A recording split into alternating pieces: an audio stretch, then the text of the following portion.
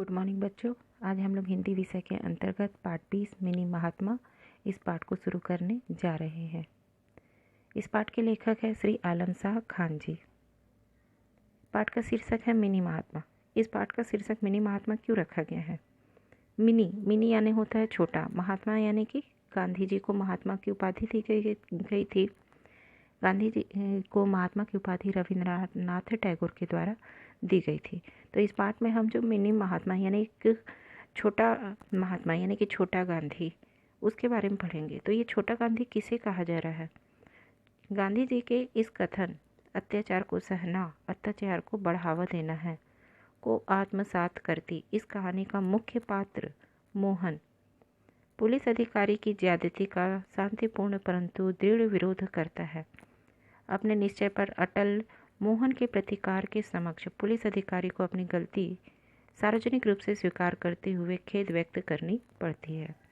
प्रस्तुत कहानी न सिर्फ किशोर वय बालक की दृढ़ता और प्रतिकार की शक्ति को अभिव्यक्त करती है, बल्कि यह कहानी संबंधों के सौहार्द को भी बनाए रखने का प्रयास करती है। तो पाठ यहाँ पर से शुरू करते हैं। अब इस पाठ में जैसे मिनी महात्मा बताया गया है, तो मोहन के बारे में हम इस पाठ में पढ़ेंगे, जो गांधी जी से अत्यंत प्रेरित था और गांधी जी से प्रेरित होकर के किसी घटना का वह शिकार हो जाता है, जिसका डट कर वह सामना करता है, जिस प्रकार से गांधी जी करते हैं। तो पाठ शुरू करते हैं। पाठ में देखिए, यहाँ पर शुरू करते हैं। बात जरा सी थी। मोहन जो है रोए जा रहा था। लोग जो हैं उसको समझा करके थक गए थे। किसी छोटी सी बात के लिए लोग जो हैं उसको समझा रहे थे, मगर वह समझने को तैयार नहीं था, है ना। तो वह छोटी सी बात क्या थी जिसके कारण से लोग उसको समझा रहे थे? देखते हैं।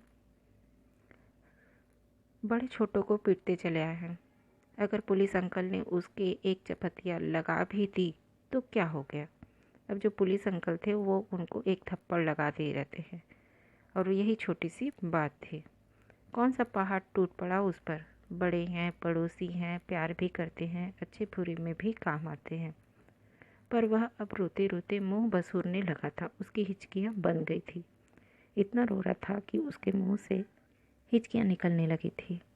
लोग उसके कई तरह के से बोल करके समझा चुके थे, पर वो मानने को तैयार ही नहीं था। अरे भाई, बड़े हैं, जरा जल्दी होगी। किसी ने उन्हें नहीं टोका कि तुम ही उनके आड़े आ गए। अब वह कोई भी उनको रोकता नहीं है, लेकिन मोहन जो है उसको रोक देता है, क्योंकि उनकी गलती थी। बड़ों ने नहीं टोका उन्हें और मैंने टोक दिया, तो मुझे पीट दिया क्यों? अब बड़े लोग उनको नहीं टोकते हैं, लेकिन मोहन उनको टोक देता है, रोक देता है। इसलिए पुलिस अंकल जो है उनको थप्पड़ लगा देते हैं। कोई बड़ा उन्हें रोकता टोकता तो क्या वह उनकी चाटा जड़ देते? जिस प्रकार से मोहन ने उनको रोका था, तो पुलिस अंकल के द्वारा उनको एक चाटा लगा दिया जाता है। तो उसका कहना था कि अगर कोई बड़े उनको इसी तरीके से रोकते तो क्या वो उनको चाटा लगा देते? नहीं। तो मुझे इसलिए पीट दिया कि मैं बच्चा हूँ, छोटा और कमज़ोर हूँ। लोग भी तरह तरह की बातें कर रहे थे। लड़का जिरह किए जाता है, इसे कौन समझाए? बहुत ज़्यादा जिद कर रहा था, अब इसको कौन समझाएगा? सभी लोग कहते हैं। रोता है, रोने दो, कब तक रोएगा? अभी थक कर आप ही चुप हो जाएगा। जितनी देर इसको रोना है रोने दो, जब खुद थकेगा रो रो करके तो खुद ही चुप हो जाएगा, ऐसा लोग कहते हैं। और उसके बाद में चलो जी चलो, सब इंस्पेक्टर साहब आप भी चलें। सबको वहाँ से जाने लगते हैं और इंस्पेक्टर साहब को भी वहाँ से जाने के लिए कहते हैं। सुबह ही सुबह रोनी सूरत सामने पड़ी। अब सुबह सुबह रोनी सूरत जो है सामने पड़ी, ऐसा सब लोग वहाँ पर मौजूद लोग जो होते हैं वो कहते हैं।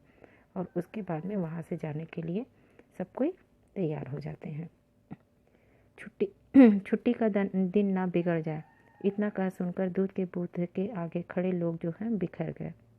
दूध जो है ख़त्म होने पर दूध वाला भी बूथ बंद करके चला गया, पर वह वहीं खड़ा रोता रहा, टस से मस न हुआ। सबको ये वहाँ से जा चुके थे, लेकिन वो वहाँ से हटता नहीं है, रोते रहता है। दूध वाला भी चला जाता है, वहाँ पर वह अपनी जगह पर अटल अडिग खड़ा रहता है। सूरज की किरणें चमकने पर भी जब वह घर न पहुंचा तो उसकी माँ ने इधर उधर पूछा। पड़ोस की गुल्लू ने सारी बातें बतलाई। सुनकर माँ उस बूथ के पास गई तो वह उनसे लिपट गया, हिचकियाँ भरकर रोने लगा। माँ ने भी वही कहा जो सबने कहा था। अरे बेटा, बड़े हैं, बाप बराबर हैं, तनिक चपतियाँ दिया तो क्या हो गया, कौन तीर तान दिया, तुम भी चुप भी हो जाओ अब जा। अब उसके बाद में उसको चुप कराने का बहुत प्रयास किया जाता है मगर वह मानता नहीं है। फिर देखो, उसकी माँ के द्वारा भी उसको इसी प्रकार से समझाया जाता है, लेकिन फिर भी अपनी माँ की बात को भी नहीं सुनता है। और उसके बाद वह क्या कहता है अपनी माँ को, मार दिया तो कुछ नहीं, बड़े हैं और मार दें, मेरा कसूर तो बताएं। अब वो अपनी गलती बस जानना चाहता है कि किस गलती के लिए मुझे मारा है। अगर मैंने गलती की है तो मुझे और मार दे, वो ऐसा कहता है। बप्पा को कारखाने में यूनियन वालों ने मारा, वे अस्पताल में पड़े हैं, उनका कोई कसूर होगा, पर मुझे क्यों मारा, मेरी क्या गलती थी, क्या कसूर था, अब वह पूछता है। उसके बाद फिर कहता है, उसकी माँ बोलती है, अब जिद मत कर, तूने दूध भी नहीं लिया, तेरे पापा को अस्पताल नाश्ता देने जाना है, तुझे याद नहीं। उसके बाद में फिर वह कहता है, मैं नहीं जाऊँगा, कहीं नहीं जाऊँगा, जाऊँगा तो पुलिस अंकल के घर। वो अपनी जिद में अड़ा रहता है। मान भी जा बेटे, मैं उनसे कह दूँगी कि आगे से ऐसा सलूक ना करे बच्चों के साथ। अब उसकी माँ जो है उसको बहुत समझाने का प्रयास करती है कि अब मेरी बात को मान जा, मैं पुलिस अंकल से कह दूँगी कि दोबारा ऐसा कोई भी बच्चों के साथ ना करे। पर जो 2 चांटे मुझे जड़ दिए, उनका क्या, अब चुप भी हो ले, नहीं तो मैं भी लगा दूँगी, चल। अब उसकी माँ कहती है, उसको शांत कराती है, नहीं मानता है तो मैं भी तुम्हें मार दूँगी करके कहती है। फिर क्या होता है उसके आगे देखो। जब उसकी माँ जो है उसको समझाती है, उसकी माँ जब समझाती है ना, तो तुम भी क्यों चूको, लगा दो। उसकी माँ जब उसको समझाती है कि मैं भी तुम्हें लगा दूँगी, अब चुप भी हो जा करके, तो अपनी माँ को कहता है कि तुम भी लगा दो, तुम भी क्यों चूको। उसके अंदर, मैं कहती हूँ घर चल, अस्पताल जाना है, अब उठ भी। मैं नहीं आता, पुलिस अंकल के घर जाकर पूछूंगा उनसे कि मेरा कसूर बताएं। नहीं आता तो जा मर कहीं। इतना कहकर माँ जो है सिर पर पल्लट ढककर वहाँ से चल दी। ट्रेन की घंटी घनघनाई। अब ट्रेन की घंटी घनघनाई, इस लाइन को पढ़कर ऐसा लग रहा है जैसे कि कोई साइकिल की घंटी बज रही है। थोड़ी देर बाद दरवाज़ा खोला गया तो पाया भीगी आंखें लिए सामने मोहन खड़ा है। उसे देखकर शेर सिंह सकपकाया। अब ये जो ट्रेन की घंटी की जो आवाज़ घनघनाई थी, वो दरवाजे का डोरबेल जो था उसकी घंटी थी, जिसकी आवाज़ को सुन करके शेर सिंह दरवाज़ा को खोलते हैं और सामने मोहन को देख करके सकपका जाते हैं।